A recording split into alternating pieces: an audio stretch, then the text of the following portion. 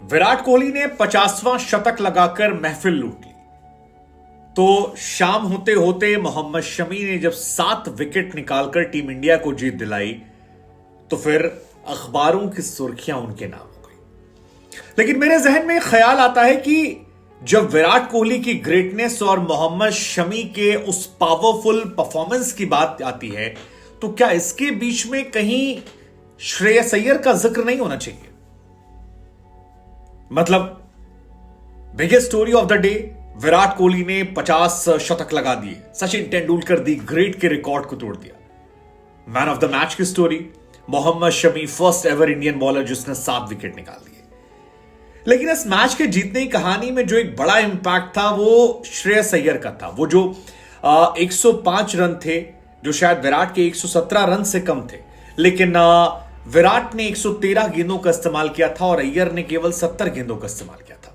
विराट का strike rate जहां 103 था तो वहीं अय्यर का 150 था। और जब आप ओवरऑल मैच देखते हैं तो वो 70 रनों की जीत में वो जो 50% स्ट्राइक रेट का डिफरेंस है वो कहीं ना कहीं के इंपॉर्टेंट नजर आता है। और इसीलिए मेरे जहन में सवाल आता है कि विराट और शमी की ग्रेटनेस के बीच में जब इनकी तारीफों के आप पुल बांध रहे हैं, जब इनके तारीफों के आप कसीदे पढ़ रहे हैं, जब अखबारों में इनके बारे में बड़े बड़े आर्टिकल छप रहे हैं, हर तरफ इनकी चर्चाएं हो रही हैं कि यार कितना महान गेंदबाज, मतलब एक हाईएस्ट विकेट टेकर, एक हाईएस्ट रन गेटर है। सो उस बीच में क्या श्रेयस अय्यर का जिक्र जरूरी नहीं है? श्रेयस अय्यर मेरे लिए एक सरप्राइजिंग पैकेज रहे। मतलब हर वर्ल्ड कप में होता है ना, कुछ लोग आपको सरप्राइज करते हैं। To be honest, Shreyas Iyer के बारे में रोहित शर्मा ने भी कहा कि जिस तरह से उन्होंने बल्लेबाजी की है ये अनएक्सपेक्टेड। और मेरे लिए भी to be very honest, Shreyas Iyer is the biggest surprising factor of world cup 2023। उसकी रीजन सिर्फ इतनी है कि मैंने श्रेयस अय्यर से इतना एक्सपेक्ट नहीं किया था। ना सिर्फ मैं, आज तमाम लोग सोशल मीडिया पर कमेंट करते हैं कि आप लोग श्रेयस को लेकर क्वेश्चन कर रहे थे। मैं ही नहीं, सभी क्वेश्चन कर रहे थे। श्रेयस अय्यर शॉर्ट पिच गेंदों पर लगातार आउट हो रहे थे। श्रेयस अय्यर चोट से आए थे। श्रेयस अय्यर की परफॉर्मेंस हमने बीते कुछ महीनों में या साल में देखी नहीं थी। आईपीएल का वो हिस्सा नहीं थे, सीधे उनकी जगह आती है। और सभी के जहन में सवाल था कि क्या सूर्य कुमार यादव की जगह उनको खिलाया जाना सही है।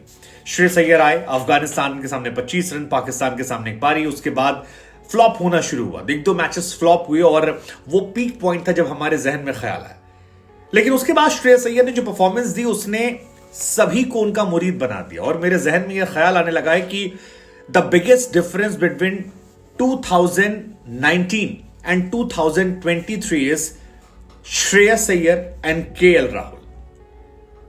वो जो मिडिल ऑर्डर में 4 और 5 नंबर की बल्लेबाजी है, यह सबसे बड़ा इंपैक्ट है और यही डिफरेंस है।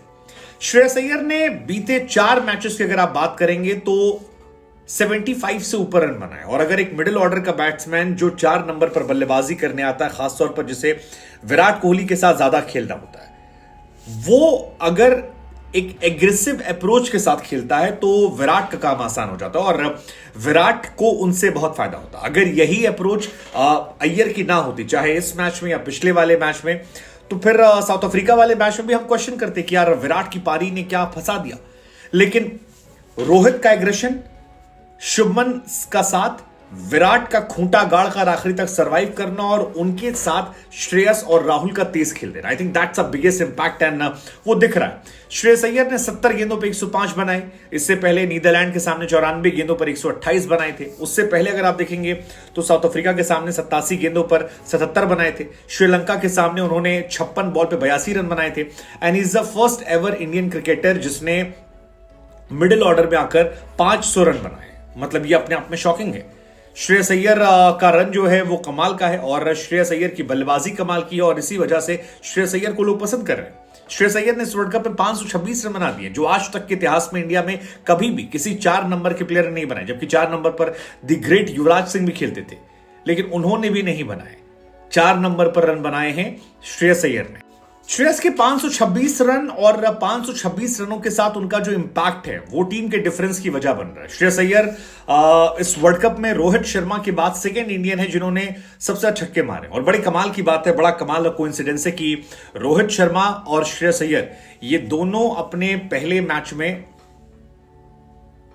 खाता नहीं खोल पाते, लेकिन उसके बाद ये दोनों जो हैं ऐसा कहर बरपाते हैं कि फिर इनकी दुनिया मुरीद हो जाती है, और वही दिखाई पड़ा। रोहित शर्मा ने इस वर्ल्ड कप में 28 छक्के मारे हैं, तो श्रेयस अय्यर ने 24 छक्के मारे हैं, एंड आई थिंक वो फिनोमिनल है। थर्ड हाईएस्ट रन गेटर हो गए, 711 Virat Kohli, 550 run Rohit Sharma, and third पर आते हैं श्रेयस अय्यर 526 रन। यार ये इंपैक्ट ना ये मुरीद बनाता। और मैं बार बार कह रहा था कि श्रेयस अय्यर इतने समय से खेल रहे हैं, लेकिन उनकी लेगेसी नहीं नजर आ रही, उनका वो एक इंपॉर्टेंस नजर नहीं आ रहा, वो रिप्लेसेबल लगते हैं। लेकिन अब मुझे लगता है कि इस वर्ल्ड कप के बाद वो काफी रिस्पेक्ट गेन कर रहे हैं, और ये उनके करियर के लिए अच्छा है, and massive respect for Shreyas Iyer.